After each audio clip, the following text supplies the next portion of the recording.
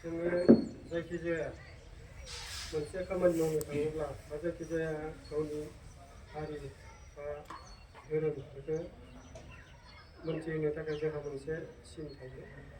जेरै जोङो बाथौआरि हिसाबै जोङो बे जाथायखौ जोङो दुलाराय बाथौ गौथुमानो गनायथि लानाय हिसाबै जोङो मोनबा गाबनि फिरफिला बे फिरफिलाखौ जों लानाय जादों।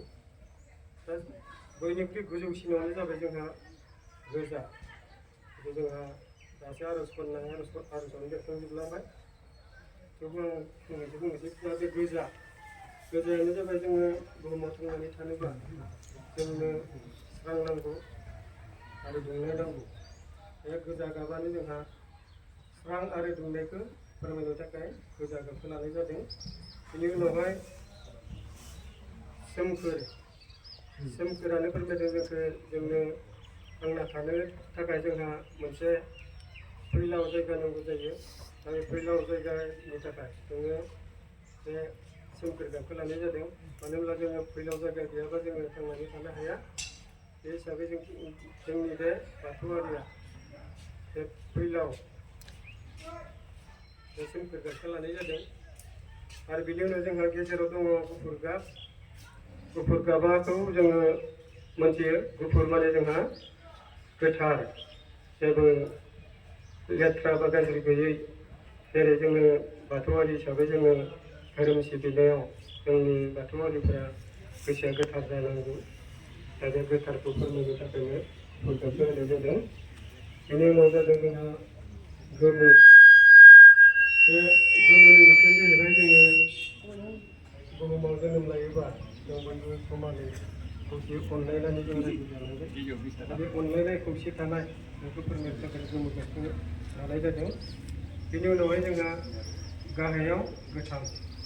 जोंनि बर' हारि बा बाथौआरिफोरा जोङो मिथिंगानि सोमखोर समायना महराव थानो मोजां मोनो। आरो गोदोनिफ्रायनो जोङो आबादारि हिसाबै जोङो बे मिथिंगाजों गोरोबनानै थाखायो। दा बेखौ फोरमायनो थाखायनो जोङो बे गोथां गाबखौ लानाय जादों।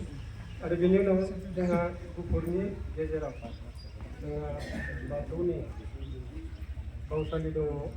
दा बेखौ नुयोब्लानो जोङो बे जाथाया मानि थाखाय बा बे फिरफिलाया मानि थाखाय जों मोनथियो। बे बाथौआरि बाथौनि बावसालि बे गेजेरावहाय दा बेयावनो जोंहा बे मोनबा गाबनि सोमोन्दै सुंद'यै बेखिनिखौनो बुंबाय। दा जोङो दिनैनि बे समावहाय जोंहा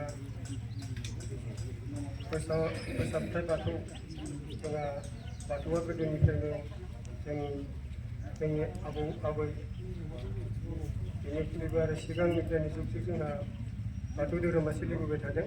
नाथाय जोङो दिनै हयथ' सोरबाया साननो हागौ 25 बोसोर बाथौनि सिलभार जुबुलि खुंदों बेखौ साननो हागौ। नाथाय बेयो जोंनि बे फोसाबनाय बाथौ आरो जोंहा गोदो बाथौ धोरोम दङमोनब्लाबो जोंहा मोनसे आफाद गैयामोन। बेबायदि मोनसे कमिटि बा बेबायदि मोनसे थानसालि गैयामोन। बे हिसाबै जोंहा बे थानसालि फसंनाय आरो बाथौ आफाद दानाय बे जों फोसाबनानै लानाया जोंहा 25 बोसोर जाबाय। दा बेनि थाखायनो जोङो बे 25 बोसोर जानाय लोगो लोगो जोंनि बे रुपाथि मायथाइ फोरबोखौ खुंनाय जादों। दा जियानो जाथों जों दिनै बयबो